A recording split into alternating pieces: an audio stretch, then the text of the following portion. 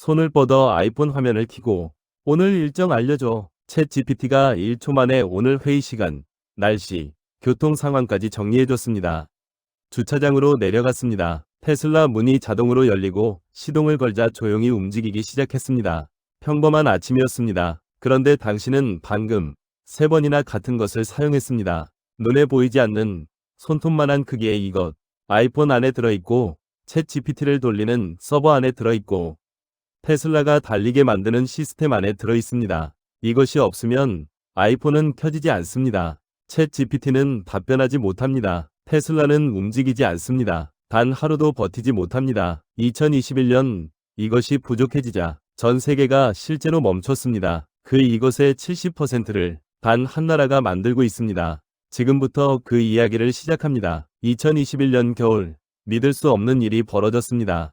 애플 아이폰 공장에서 출하 일정이 3개월씩 밀렸습니다. 소비자들은 예약만 하고 기다려야 했습니다. 아이폰 13 프로를 주문하면 2022년 3월에 나받을 수 있었습니다. 이유는 단순했습니다. 메모리 칩이 부족했기 때문입니다. 같은 시기 테슬라도 마찬가지였습니다. 전기차 주문은 폭증했지만 생산은 계획의 절반에 그쳤습니다. 일론 머스크는 트위터에 이렇게 썼습니다. 반도체 칩 공급이 우리의 가장 큰 문제다. 배터리 관리 칩이 없었고 자율주행 시스템 칩이 없었고 인포테인먼트 메모리가 없었습니다. 미국 디트로이트의 자동차 공장들도 멈췄습니다. 포드는 2021년 한 해 동안 110만 대 생산을 줄였습니다. GM은 8개 공장을 수개월간 가동 중단했습니다. 폭스바겐, 토요타, 현대차 모두 같은 문제를 겪었습니다. 그런데 더 충격적인 사실이 있었습니다. 2022년 말 챗 GPT가 세상에 등장했을 때도 비슷한 일이 벌어졌습니다. 오픈 AI는 서버를 급하게 확보해야 했습니다. 마이크로소프트는 에이저 데이터 센터를 확장해야 했습니다. 구글은 바드를 위해 수만 대의 서버를 주문했습니다. 그런데 서버를 만들 GPU가 부족했고 GPU를 작동시킬 메모리 칩이 부족했습니다. 엔비디아 CEO 젠슨 황은 이렇게 말했습니다. 수요를 따라갈 수 없다. 특히 HBM 메모리가 문제다. 아이폰, 테슬라, 챗 GPT, 전혀 다른 제품들이 같은 이유로 멈췄습니다. 단 하나, 이것이 부족했기 때문입니다. 병원의 MRI 장비도 유지보수 부품이 부족해 진료가 연기되었습니다. 금융 시스템 서버 교체가 늦춰지면서 시스템 안정성 우려가 커졌습니다. 물류창고 자동화 로봇이 멈췄고 배송 시간이 2배로 늘어났습니다. 현대 산업 전반이 하나의 기술 기반 위에서 움직이고 있었고 그 기반이 흔들리자 모든 것이 멈췄습니다. 세계가 멈추는 순간은 가정이 아니라 현실이었습니다. 그렇다면 이것은 대체 무엇일까요? 반도체가 무엇인지 이것을 이해하는 가장 쉬운 방법은 전기 신호를 다루는 아주 작은 스위치로 생각하는 것입니다.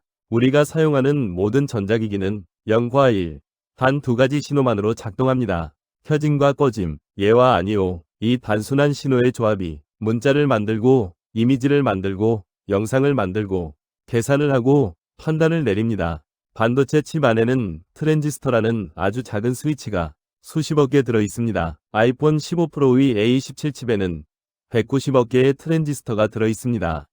엔비디아 H100 GPU에는 800억 개가 들어 있습니다. 이 스위치들이 1초에 수십억 번 켜지고 꺼지면서 정보를 처리하고 저장합니다. 반도체는 크게 두 종류로 나뉩니다. 첫째, 메모리 반도체는 정보를 저장하는 역할을 합니다. D램은 작업 중인 정보를 임시로 저장하고 NAND 플래시는 사진, 영상, 파일을 영구 저장합니다. 둘째, 시스템 반도체는 정보를 계산하고 처리하는 역할을 합니다. 스마트폰의 AP, 컴퓨터의 CPU, AI 서버의 GPU가 여기 속합니다. 아이폰이 사진을 찍으면 NAND 플래시에 저장됩니다. 챗 GPT가 답변을 만들 때는 GPU가 계산하고 HBM이 데이터를 공급합니다. 테슬라가 자율주행할 때는 수십 개의 칩이 동시에 작동합니다. 현대 기술은 모두 이 전기 신호 체계 위에서 움직입니다. 반도체가 없다면 스마트폰도 AI도 전기차도 병원 장비도 금융 시스템도 모두 작동할 수 없습니다. 그리고 이 반도체, 특히 메모리 반도체 시장의 70%를 한국이 만들고 있습니다. 삼성전자와 SK하이닉스, 이 두 기업이 전 세계 D램 시장의 70%, NAND 플래시 시장의 50% 이상을 생산합니다. 그런데 왜 챗 GPT는 한국 칩을 필요로 할까요? 2022년 11월 30일 챗 GPT가 공개되었습니다. 5일 만에 사용자 100만 명을 돌파했습니다. 2개월 만에 1억 명을 넘어섰습니다. 인류 역사상 가장 빠르게 성장한 서비스였습니다. 그런데 오픈 AI에게는 심각한 문제가 있었습니다. 서버가 부족했습니다. 챗 GPT 하나를 실행하는 데 필요한 계산량은 일반 검색의 10배 이상입니다. GPT-4를 학습시키는 데는 엔비디아 H100 GPU 수만 대가 필요했습니다. 문제는 GPU만으로는 부족하다는 것이었습니다. GPU가 계산을 빠르게 하려면 데이터를 공급하는 메모리도 빠르고 많아야 했습니다. 일반 서버는 D램을 사용하지만 AI 서버는 HBM이라는 특수 메모리가 필요했습니다. HBM은 일반 D램보다 5배 이상 빠릅니다. 메모리 칩을 수직으로 12층까지 쌓아 올려 대역폭을 극대화한 기술입니다. 엔비디아 H100 GPU 한 대에는 80GB의 HBM이 들어갑니다. 오픈 AI가 GPT-4를 학습시키려면 수만 대의 H100이 필요하고 결국 수백만 개의 HBM 칩이 필요합니다. 그런데 이 HBM을 만들 수 있는 곳은 어디일까요? 전 세계에서 단 2곳뿐입니다.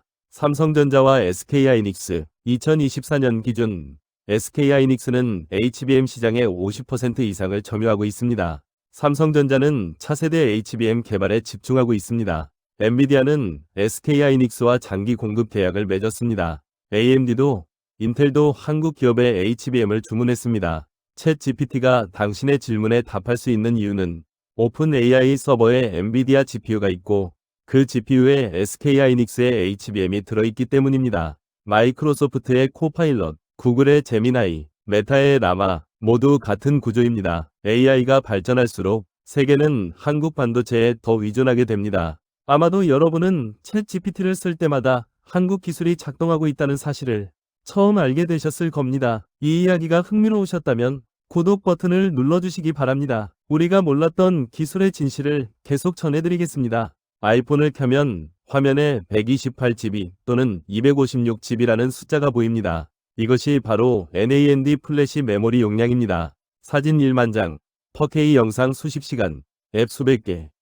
모두 이 작은 칩에 저장됩니다. 애플이 아이폰 15 프로를 만들 때 가장 먼저 확보해야 하는 부품이 바로 이 메모리였습니다. 2024년 기준 아이폰에 들어가는 NAND 플래시의 약 40%는 삼성전자가 공급합니다. 약 30%는 SK하이닉스가 공급합니다. 합치면 70%, 아이폰 10대 중 7대에 한국산 메모리가 들어간다는 뜻입니다. D램도 마찬가지입니다. 아이폰 15 프로에는 8GB의 D램이 들어갑니다. 앱을 실행하고 멀티태스킹을 하고 카메라를 작동시키는데 이 D램이 필수적입니다. 삼성전자와 SK하이닉스는 전 세계 D램 시장의 70% 이상을 생산합니다. 미국의 마이크론이 나머지 20%를 차지하지만 기술 수준과 생산 안정성에서는 한국 기업을 따라오지 못합니다. 특히 스마트폰용 LPDDR 저전력 D램 시장에서는 한국 기업의 점유율이 80%를 넘습니다. 애플은 매년 2억 대 이상의 아이폰을 생산합니다.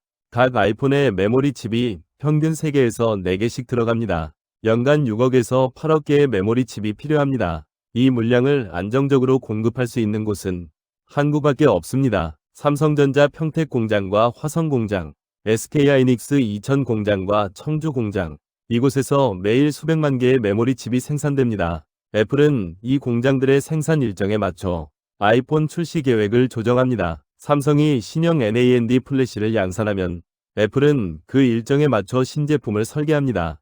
SK하이닉스가 LPDDR6을 출시하면 애플은 차세대 아이폰에 그것을 탑재합니다. 아이폰은 미국 제품이 아닙니다. 한국과 미국이 함께 만드는 제품입니다. 당신이 아이폰으로 사진을 찍을 때 한국 기술이 그 순간을 저장하고 있습니다. 테슬라의 전기차를 들여다보겠습니다. 전기차 한 대에는 반도체 칩이 약 3,000개 들어갑니다. 내연기관 자동차의 2배입니다. 테슬라 모델 3에는 배터리 관리 칩, 모터 제어 칩, 자율주행 칩, 인포테인먼트 시스템 칩, 안전장치 칩, 수백 개의 센서 칩이 들어갑니다. 이 중에서 가장 중요한 것이 배터리 관리 시스템인 BMS입니다. 전기차 배터리는 수천 개의 셀로 구성되어 있고 각 셀의 전압, 온도, 충전 상태를 실시간으로 관리해야 합니다. 이 시스템에 메모리 칩이 필수적입니다. 테슬라의 자율주행 시스템 FSD인 풀 셀프 드라이빙에는 더 많은 메모리가 필요합니다. 카메라 8개, 레이더 센서 12개, 초음파 센서 12개, 이 모든 센서에서 들어오는 데이터를 실시간으로 처리하고 저장해야 합니다. 테슬라가 자체 개발한 FSD 칩에는 디램이 필수적으로 들어가고 그 디램의 상당 부분을 한국에서 공급받습니다. 2021년 반도체 대란 때 테슬라는 생산량을 30% 줄여야 했습니다. 일론 머스크는 직접 삼성전자와 SK하이닉스에 연락했고 공급 물량을 늘려달라고 요청했습니다. 2022년 테슬라는 SK하이닉스와 장기 공급 계약을 체결했습니다. 안정적인 메모리 공급을 확보하기 위해서였습니다. 전기차 시장이 성장할수록 메모리 수요도 폭증합니다. 2023년 전 세계 전기차 판매는 1,400만 대였습니다. 2030년에는 5천만 대를 넘을 것으로 예상됩니다. 한 대당 평균 메모리 칩 20개가 필요하다면 연간 10억 개의 메모리 칩이 필요합니다. 이 물량을 공급할 수 있는 곳은 한국밖에 없습니다. 이것은 단순한 부품 공급이 아닙니다. 테슬라가 달릴 수 있는 이유, 자율주행이 가능한 이유, 배터리를 안전하게 관리할 수 있는 이유, 모두 한국 반도체 기술 덕분입니다. 그렇다면 70%라는 숫자는 정확히 무엇을 의미할까요? 2024년 기준 삼성전자와 SK하이닉스는 전 세계 디램 시장의 약 72%를 점유하고 있습니다. 삼성전자 42%, SK하이닉스 30%, 합치면 72%, 숫자만 보면 단순한 시장 점유율처럼 보입니다. 하지만 그 의미는 훨씬 깊습니다. 72%는 단순히 많이 판다는 뜻이 아닙니다. 그것은 세계가 의존한다는 뜻입니다. 애플이 아이폰을 만들 때, 테슬라가 전기차를 생산할 때, 엔비디아가 GPU를 만들 때 이들은 한국산 메모리를 필수적으로 사용합니다. 대체 공급처가 전혀 없는 것은 아닙니다. 미국에 마이크론이 있고 중국에 YMTC, CXMT가 있습니다. 하지만 기술 수준이 다릅니다. 삼성전자는 현재 1알파 나노 디램을 양산하고 있습니다. SK하이닉스는 HBM3 12단을 양산하고 있습니다. 이 기술을 가진 곳은 전 세계에서 한국밖에 없습니다. 특히 AI 시대의 핵심 메모리인 HBM 시장에서는 한국의 점유율이 90%를 넘습니다. SK하이닉스 50%, 삼성전자 40%, 나머지 10%가 마이크론입니다. 엔비디아 H100 GPU에 들어가는 HBM3는 거의 100% SK하이닉스 제품입니다. 오픈 AI, 마이크로소프트, 구글, 메타, 아마존, 모든 빅테크 기업이 AI 서버를 구축할 때 SK하이닉스의 HBM 공급 일정을 기다립니다. SK하이닉스가 HBM 생산을 늘리지 않으면 전 세계 AI 개발 속도가 늦춰집니다. 72%라는 숫자는 바로 이런 의미입니다. 한국의 생산 일정이 곧 글로벌 산업의 일정표입니다. 한국 공장이 멈추면 세계 산업이 멈춥니다. 한국이 신기술을 개발하면 세계 표준이 바뀝니다. 이것은 시장 점유율이 아니라 기술 주권입니다. 글로벌 공급망인 한국이 멈추면 세계가 멈춥니다. 2020년 코로나19가 시작되자 글로벌 공급망이 얼마나 취약한지 드러났습니다. 반도체 공급망은 여러 단계로 나뉩니다. 1단계 설계는 미국, 한국, 2단계 소재는 일본, 한국, 유럽, 3단계 장비는 네덜란드, 일본, 미국, 4단계 제조는 한국, 대만, 5단계 패키징은 한국, 대만, 중국, 6단계 테스트는 한국, 대만으로 각 단계마다 전문 기업들이 역할을 나눠 맡습니다. 한국은 이 중에서도 가장 핵심적인 제조 단계를 책임지고 있습니다. 메모리 반도체는 거의 모든 전자기기에 들어가는 필수 부품입니다. 스마트폰, 컴퓨터, 서버, 자동차, 가전제품, 의료기기, 산업장비 모두 메모리가 필요합니다. 한국이 하루만 멈추면 어떻게 될까요? 삼성전자 평택 공장이 하루 멈추면 약 100만 개의 디램과 NAND 플래시 생산이 중단됩니다. 일주일 멈추면 700만 개, 한 달 멈추면 3천만 개가 공급되지 않습니다. 애플은 아이폰 생산 일정을 조정해야 하고 테슬라는 전기차 출고를 연기해야 하고 엔비디아는 GPU 생산을 줄여야 하고 마이크로소프트는 서버 확장을 미뤄야 합니다. 2021년 반도체 대란은 바로 이런 상황이었습니다. 코로나로 인해 일부 공장 가동률이 떨어지고 물류가 지연되고 수요가 급증하면서 전 세계 산업이 도미노처럼 무너졌습니다.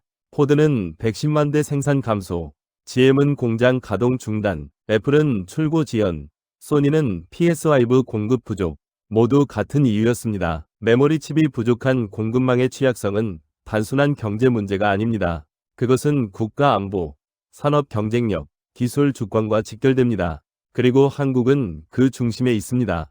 이번에는 일본의 공격과 한국의 역습에 대해서 알아보겠습니다. 2019년 7월 1일, 일본 정부는 한국에 대한 반도체 핵심 소재 수출을 규제했습니다. 포토레지스트, 에칭가스, 고순도 불화수소, 반도체 제조에 필수적인 화학 소재들이었습니다. 당시 일본은 이 소재 시장에서 70%에서 90%의 점유율을 가지고 있었고, 한국 업체들은 대부분을 일본에서 수입하고 있었습니다. 일본의 의도는 명확했습니다. 한국 반도체 산업의 숨통을 조이는 것이었습니다. 초기에 업계에서는 매우 우려하며 생산 차질이 불가피하다는 전망이 나왔습니다. 언론은 한국 반도체 위기라는 제목을 쏟아냈습니다. 일부 공장에서는 실제로 가동률이 떨어졌습니다. 하지만 단 1년 만에 상황이 완전히 역전되었습니다. 삼성전자와 SK하이닉스는 즉시 대체 공급처를 확보했습니다. 벨기에, 독일, 미국 기업들과 긴급 계약을 맺었습니다. 동시에 국내 중소화학 기업들이 움직였습니다. 동진세미캠, SK머티리얼즈, 솔브레인. 이들 기업은 단기간에 고순도 불화수소 국산화를 이뤄냈습니다. 정부는 소재부품 장비 산업 육성에 20조 원을 투입했습니다. 연구기관과 대학은 관련 기술 개발에 집중했습니다. 그 결과 1년도 안 돼 일본산 소재 의존도가 절반 이하로 떨어졌습니다. 포토레지스트는 벨기에와 독일 제품으로 대체되었습니다. 에칭가스는 국내 생산 비중이 80%로 올라갔습니다. 고순도 불화수소는 완전히 국산화되었습니다. 일본의 수출 규제는 한국을 무너뜨리지 못했습니다. 오히려 한국을 더 강하게 만들었습니다. 공급망이 독립되었고 기술력이 높아졌고 중소기업 생태계가 성장했고 리스크 관리 능력이 강화되었습니다. 2020년 일본 소재 기업들의 한국 수출은 80% 감소했습니다. 시장을 잃은 것은 일본이었습니다. 이 사건은 한국 반도체 산업에게 중요한 교훈을 남겼습니다. 공급망의 독립성이 곧 산업 경쟁력이라는 사실, 위기는 더 강해질 기회라는 사실. 잠깐만요. 여기까지 보셨다면 정말 대단하신 거 아시죠? 일본의 공격을 역전시킨 한국의 저력 느껴지시나요? 이 영상이 도움이 되셨다면 구독, 좋아요, 그리고 알림 설정까지 꾹꾹 눌러주세요. 여러분의 한 번의 클릭이 이런 콘텐츠를 계속 만들 수 있는 힘이 됩니다. 자, 그럼 다시 이야기 속으로. 2022년 8월, 미국은 칩스법을 통과시켰습니다. 반도체 산업에 520억 달러를 투입하는 법안이었습니다. 목표는 명확했습니다. 해외로 넘어간 반도체 제조 능력을 미국 본토로 되돌리는 것. 인텔, TSMC, 삼성전자는 미국 내 공장 건설에 수백억 달러를 투자했습니다. 삼성전자는 텍사스주에 170억 달러 규모의 파운드리 공장을 건설했습니다. 2024년 가동을 시작했고 2030년까지 4개 공장을 더 짓는다는 계획입니다. 미국이 삼성을 원한 이유는 무엇일까요? 기술력입니다. 삼성전자는 3나노 파운드리 공정을 양산하고 있고 이 나노 개발을 완료했습니다. 미국은 첨단 반도체를 자국 내에서 생산하고 싶었고 그 기술을 가진 기업은 삼성과 TSMC밖에 없었습니다. 중국도 마찬가지였습니다. 중국은 2014년부터 국가집적회로 산업투자기금을 운영하며 1,000억 달러 이상을 투입했습니다. SMIC를 중심으로 자체 기술 개발에 나섰지만 기술 격차는 여전히 컸습니다. 특히 미국의 수출 규제로 첨단 장비 도입이 막히면서 개발 속도가 늦춰졌습니다. 중국 기업들은 한국 기술자를 스카우트하려 했고 한국 기업과의 기술 협력을 시도했습니다. 유럽연합도 2030년까지 반도체 자금률을 20%로 끌어올리겠다는 목표를 세웠습니다. 독일, 프랑스, 네덜란드를 중심으로 430억 유로를 투자했고 인텔과 TSMC를 유럽으로 유치하려는 경쟁이 벌어졌습니다. 각국이 반도체 자급을 추진하는 가운데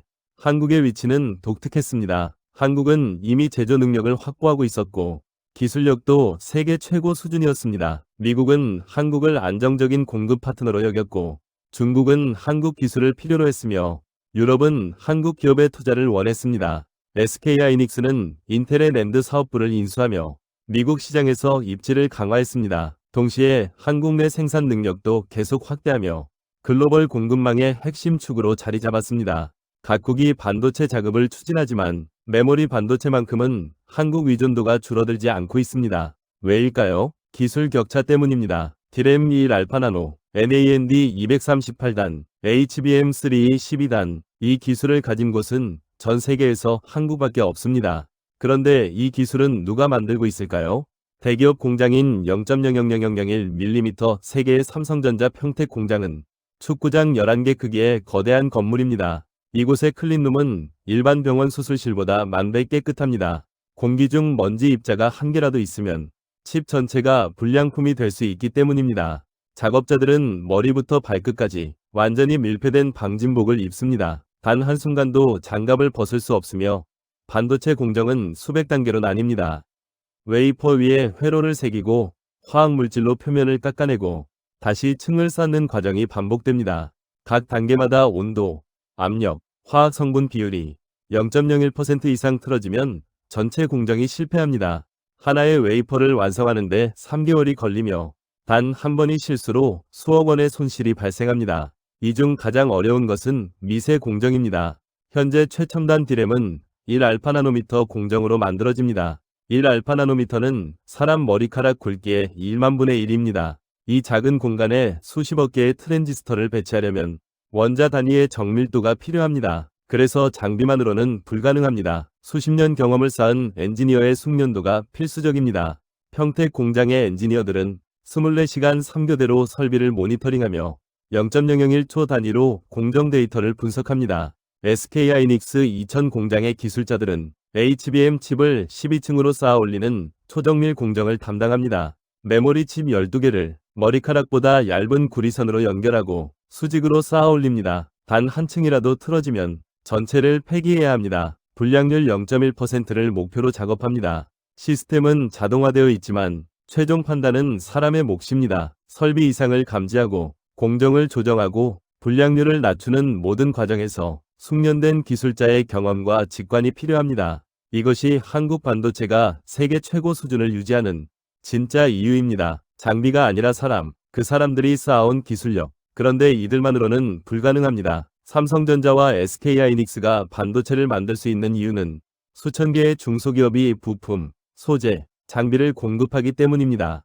반도체 한 장을 생산하려면 300종 이상의 소재와 1000개 이상의 부품이 필요합니다. 화학 소재 기업들은 포토레지스트, 에칭가스, 세정액을 생산합니다. 이 소재들은 99.9999% 이상의 순도를 요구하며 단 0.001%의 불순물도 허용되지 않습니다.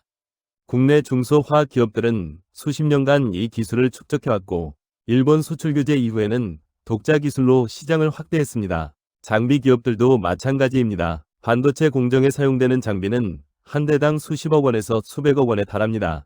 단 한 대라도 고장나면 공장 전체가 멈춥니다. 국내 장비 기업들은 유지보수, 부품 교체, 기술 지원을 24시간 제공하며 대기업의 생산 일정을 맞춰줍니다. 부품 기업들은 더욱 세밀한 영역을 담당합니다. 웨이퍼를 고정하는 척, 화학물질을 분사하는 노즐, 온도를 제어하는 센서. 모든 부품이 0.01mm의 오차도 허용하지 않는 정밀도를 요구합니다. 이 부품들을 안정적으로 공급하는 중소기업들이 없다면 대기업의 생산 라인은 작동할 수 없습니다. 대기업과 중소기업의 협력 구조는 단순한 거래 관계가 아닙니다. 기술 공유, 공동 연구, 품질 관리 시스템, 모든 과정이 유기적으로 연결되어 있습니다. 삼성전자가 신공정을 개발하면 관련 중소기업들이 즉시 소재와 부품을 맞춰 개발합니다. SK하이닉스가 HBM 양산을 시작하면 패키징 전문 기업들이 생산 능력을 확대합니다. 한국 반도체 산업의 진짜 경쟁력은 바로 이 생태계에 있습니다. 대기업의 기술력과 중소기업의 전문성이 결합되어 세계 어디에도 없는 안정적이고 효율적인 공급망을 만들어냈습니다. 이것이 중국이 1000억 달러를 투입해도 한국을 따라잡지 못하는 이유입니다. 돈으로 살 수 없는 것, 수십 년간 쌓아온 생태계. 2023년 미국 국방부는 차세대 전투기 개발 프로젝트에서 공급망 안정성을 최우선 과제로 설정했습니다. 이유는 명확했습니다. 첨단 무기 시스템에 필요한 반도체 칩을 제때 공급받지 못하면 나라를 지킬 수 있는 능력 자체가 무너지기 때문이었습니다. 현대 무기 체계는 모두 반도체 위에서 작동합니다. 미사일 유도 시스템, 레이더, 통신 장비, 암호화 시스템, 모든 것이 칩으로 제어됩니다. F-35 전투기 한 대에는 반도체 칩이 300개 이상 들어갑니다. 최신 항공모함에는 수백만 개의 칩이 들어갑니다. 위성도 마찬가지입니다. GPS 위성, 정찰 위성, 통신 위성 모두 우주 환경에서 작동하는 특수 반도체가 필요하고 이 칩들은 극한의 온도와 방사선 속에서도 오류 없이 작동해야 합니다. 그리고 이 칩이 없으면 전쟁을 할 수 없습니다. 문제는 이런 첨단 반도체를 생산할 수 있는 나라가 많지 않다는 점입니다. 미국은 설계 기술을 보유하고 있지만 제조 능력은 대부분 해외에 의존하고 있습니다. 중국은 자체 기술 개발을 추진하지만 기술 격차가 크고 미국의 수출 규제로 첨단 장비 도입이 막혀 있습니다. 한국은 이 구도에서 중요한 위치를 차지합니다. 첨단 메모리 반도체 생산 능력을 보유하고 있고 미국과의 안보 동맹을 유지하며 기술적 독립성도 확보하고 있습니다. 미국은 한국을 신뢰할 수 있는 공급 파트너로 보고 한국 기업의 미국 내 투자를 적극 지원하고 있습니다. 반도체는 이제 총과 탱크만큼 중요한 무기입니다. 반도체는 더 이상 단순한 산업 기술이 아니면 국가 안보의 핵심 요소이고 국제관계의 전략적 자산입니다. 공급망이 교란되면 경제뿐 아니라 안보까지 위협받는 시대가 되었습니다. 한국 반도체 산업이 세계에서 차지하는 위상은 단순히 경제적 가치를 넘어섭니다. 그것은 글로벌 안보 균형 속에서 한국이 수행하는 전략적 역할이며 동시에 무거운 책임이기도 합니다. 그리고 이 모든 것은 40년 전 한 세대의 결단에서 시작되었습니다. 1983년 삼성전자가 반도체 사업에 도전했을 때 세계는 불가능하다고 말했습니다. 기술도 없고 경험도 없고 시장도 이미 선진국 기업들이 장악하고 있었습니다. 당시 메모리 반도체 시장은 미국의 인텔, 모토로라, 일본의 NEC, 도시바가 지배하고 있었습니다. 삼성은 막대한 투자를 결정했습니다. 수천 명의 엔지니어를 미국과 일본으로 보내 기술을 배우게 했습니다.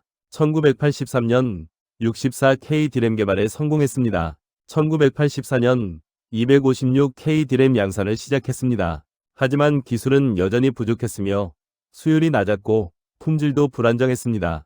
그럼에도 삼성은 멈추지 않았고 1992년 세계 최초로 64M 디램 개발에 성공했습니다. 이때부터 기술 격차가 줄어들기 시작했습니다.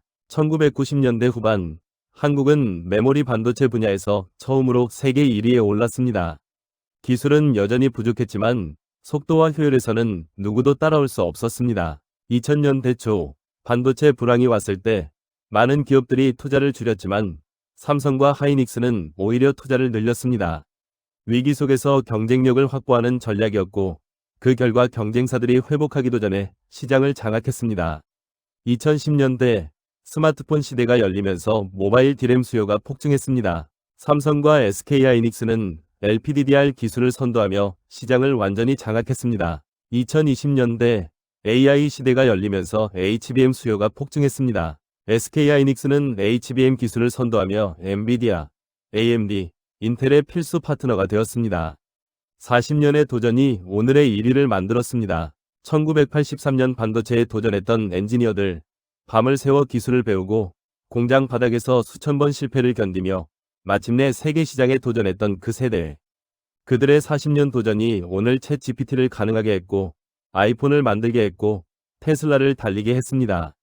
40년의 역사를 함께 돌아보셨습니다. 1983년 불가능하다던 도전이 2025년 세계를 움직이고 있습니다. 이 이야기가 의미 있었다면 구독 버튼을 눌러주세요. 여러분의 관심이 우리 기술의 가치를 세상에 알리는 힘이 됩니다. 마지막으로 한 가지만 더 말씀드리고 싶습니다. 1983년 반도체라는 불가능한 도전에 뛰어드셨던 분들께 밤을 새워 외국 기술을 배우고 공장 바닥에서 수천 번 실패를 견디며 마침내 세계 시장에 도전하셨던 엔지니어 선배님들께 아무도 믿지 않던 꿈을 현실로 만드신 그 세대께 깊은 감사를 드립니다. 당신들의 40년 도전이 오늘 세계 1위를 만들었습니다. 당신들이 배운 기술이 지금 챗 GPT를 돌리고 아이폰을 만들고 테슬라를 달리게 하고 있습니다. 당신들이 견딘 위기가 우리 다음 세대의 기회가 되었습니다.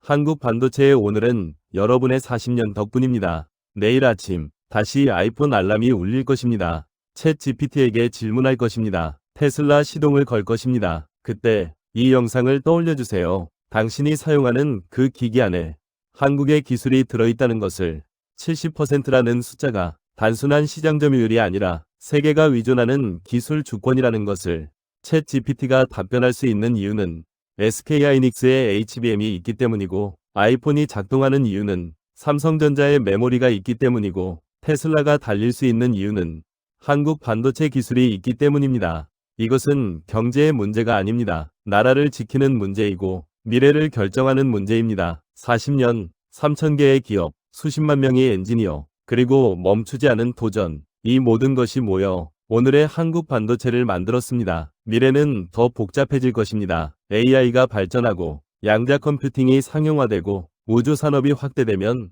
반도체의 역할은 더욱 커질 것입니다. 한국은 그 미래 속에서도 핵심적인 위치를 유지해야 하고 그것은 기술력과 책임감을 동시에 요구하는 과제입니다. 이것 없으면 단 하루도 못 버팁니다. 이 말은 과장이 아니라 현실이었습니다. 그리고 그 현실은 앞으로도 계속될 것입니다. 감사합니다.